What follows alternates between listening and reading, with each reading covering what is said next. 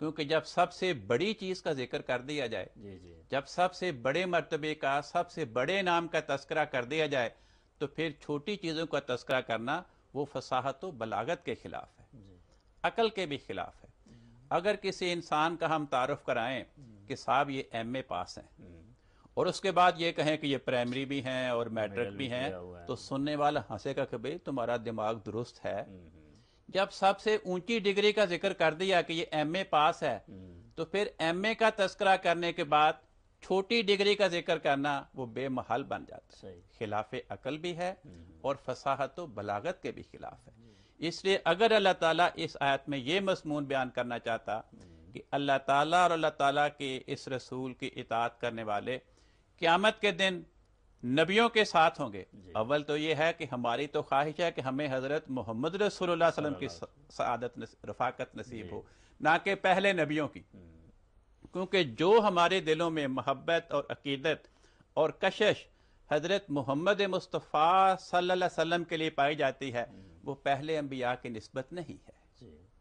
تو بجائے یہ کہنے کے کہ اللہ اور رسول کی اطاعت کرنے والے حضرت محمد رسول اللہ صلی اللہ علیہ وسلم کے ساتھ ہوں گے جنت میں، یہ کہا گیا کہ انعم اللہ علیہم۔ اس آیت کے نزول سے پہلے جو انبیاء آئے تھے ان کے ساتھ ہوں گے، تو بھئی ہمیں کیا فائدہ؟ اور پھر یہ اگر یہی مضمون تھا کہ نبیوں کے ساتھ بیان کرنا مقصود ہے، تو پھر اس کے بعد والصدیقین والشہداء والصالحین کی ضرورت، ان کی ضرورت باقی نہیں۔ بات یہ ہے کہ عربی زبان میں لکھا ہے کہ مع اس کی بنیادی طور پر 3 شکلیں ہوتی ہیں۔ مع کے معنی ہے ساتھ۔ ایک مع کا ساتھ ہونا یہ ہوتا ہے کہ زمانے کے لحاظ سے ساتھ ہو، جیسے ہم دونوں ایک ہی زمانے میں ہیں، یہ زمانے کے لحاظ سے رفاقت ہوتی ہے۔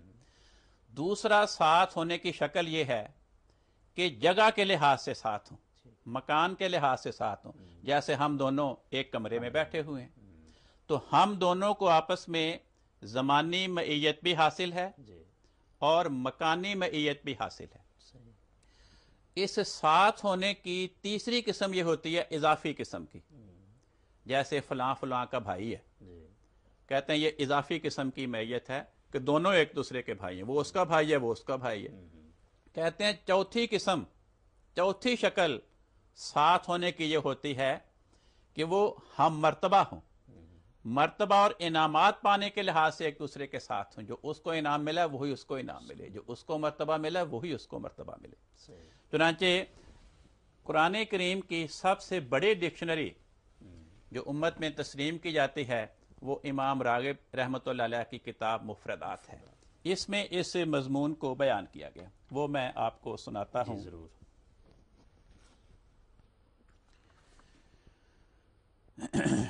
حضرت امام راغب اصفہانی رحمۃ اللہ علیہ 502 ہجری میں فوت ہوئے تھے، یعنی آج سے تقریباً 1000 سال پہلے۔ ان کی کتاب ہے مفردات، قرآن کریم کی سب سے مستند ترین ڈکشنری۔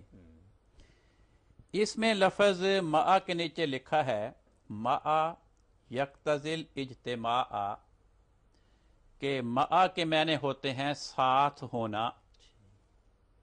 کہتے ہیں اما فی المکان، یا تو جگہ کے لحاظ سے ساتھ ہونا مراد ہوگا، نحو ہما معا فی الدار، جیسے یہ کہا جائے کہ وہ دونوں گھر میں اکٹھے ہیں، او فی الزمان، یا زمانے اور وقت کے لحاظ سے ساتھ ہونا، جیسے کہتے ہیں ولدا معا، وہ دونوں اکٹھے پیدا ہوئے،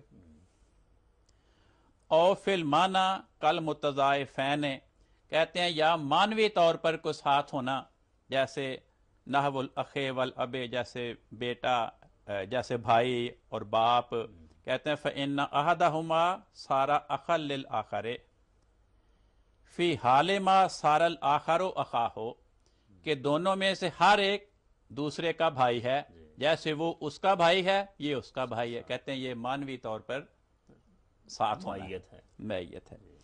کہتے ہیں چوتھی شکل کیا ہے، وَإِمَّا فِي الشَّرَفِ وَالرُّتْبَةِ، کہ دونوں کو بزرگی کے لحاظ سے، و رتبہ، اور رتبہ پانے کے لحاظ سے رفاقت نصیب ہو، جو رتبہ اس کو ملا وہ اس کو ملے، جو بزرگی اس کو ملی وہ اس کو ملے، جو درجات اسے ملے وہ اسے ملے۔ اب یہ آیت کہ جو لوگ اللہ اور اللہ کے اس رسول کی اطاعت کریں گے، اب یہ لفظ بتا رہا ہے کہ یہاں پر انعام بیان ہونا چاہیے اس کے نتیجے میں، نہ کہ محض ساتھ ہونا۔ محض ساتھ ہونا تو کوئی انعام نہیں، ورنہ سب سے بڑے نبی حضرت محمد مصطفیٰ صلی اللہ علیہ وسلم کے ساتھ، ان کے ساتھ سب سے بڑا کافر ابو جہل بھی ساتھ ہی کھڑا ہوتا تھا، اسی شہر میں تھا، رشتہ دار تھا۔ ابو لہب وہیں ہوتا تھا، ساتھ ساتھ رہتا تھا، منافقین بھی آپ کے ساتھ تھے۔ تو محض ساتھ ہونا کوئی خوبی کی بات نہیں۔ تو پھر اس آیت میں چاروں میں سے کون سی معیت مراد ہوگی؟ شرف اور رتبے کے لحاظ سے، کہ جو لوگ اللہ اور اس کے رسول کی اطاعت کریں گے وہ انعامات پانے کے لحاظ سے ان لوگوں کے ساتھ ہوں گے جن پہ اللہ نے انعام کیا تھا، یعنی نبیوں کے انعامات پائیں گے، صدیقوں کے انعامات پائیں گے، شہیدوں کے انعامات پائیں گے، نیکوں کے انعامات پائیں گے۔ تو اس میں یہ بشارت دی گئی ہے۔ چنانچہ یہ مثالیں کہ اس مفہوم میں مع کا لفظ استعمال ہو قرآن کریم میں بھی پائی جاتی ہیں۔ نمونے کے طور پہ میں ایک تو آپ کو پیش کرتا ہوں۔ جی یہ قرآن مجید یہ آیت جو میں نے پڑھی تھی جی یہ سورۃ نساء کی آیت نمبر 70 ہے، جی جس کی میں وضاحت کر رہا من یطع اللہ والی من یطع اللہ والی۔ اسی آیت اسی سورت میں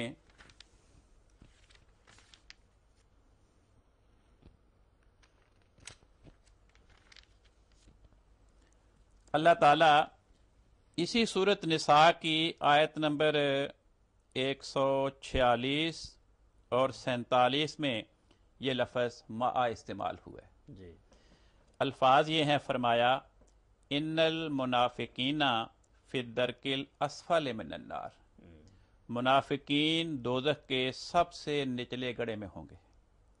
ولن تجد لہم نصیرا، اور تو ان کے لیے کوئی مددگار نہیں پائے گا۔ الا الذین تابوا، فرمایا سوائے ان منافقین کے وہ دوزخ کے گڑھے میں نہیں ہوں گے۔ کون منافقین؟ کون سے؟ الا الذین تابوا، سوائے ان کے جنہوں نے توبہ کی، پہلی خوبی یہ۔ واصلحوا، اور توبہ کے بعد اپنے قول اور فعل میں انہوں نے نیکی پیدا کی۔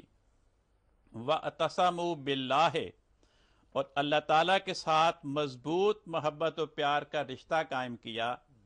وَأَخْلَصُوا دِينَهُمْ لِلَّهِ، اپنا دین، اپنی اطاعت، اپنی ہر چیز اللہ تعالیٰ کے لیے خالص کر لی۔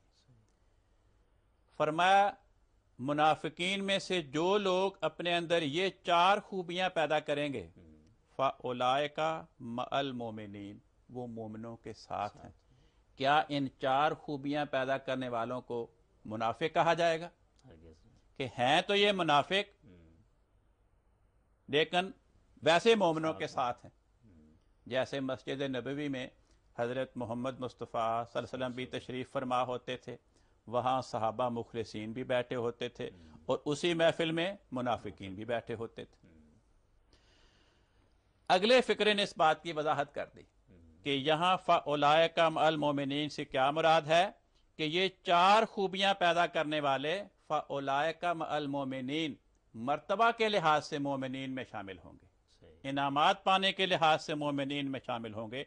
چنانچہ اگلا جملہ یہ ہے وَسَوْفَ يُؤْتِ اللَّهُ الْمُؤْمِنِينَ أَجْرًا عَظِيمًا، کہ اللہ تعالیٰ مومنین کو اجر عظیم دے گا۔ اگر یہ چار خوبیاں پیدا کرنے والے صرف مومنوں کے ساتھ ہیں، مومن نہیں ہیں، تو ان کو تو ان چار خوبیوں کو کوئی انعام نہیں ملے گا، کیونکہ آیت کہہ رہی ہے کہ انعام ملے گا مومنین کو، اور ان چار خوبیوں والے افراد کے بارے فرمایا کہ یہ مومنوں کے ساتھ ہیں۔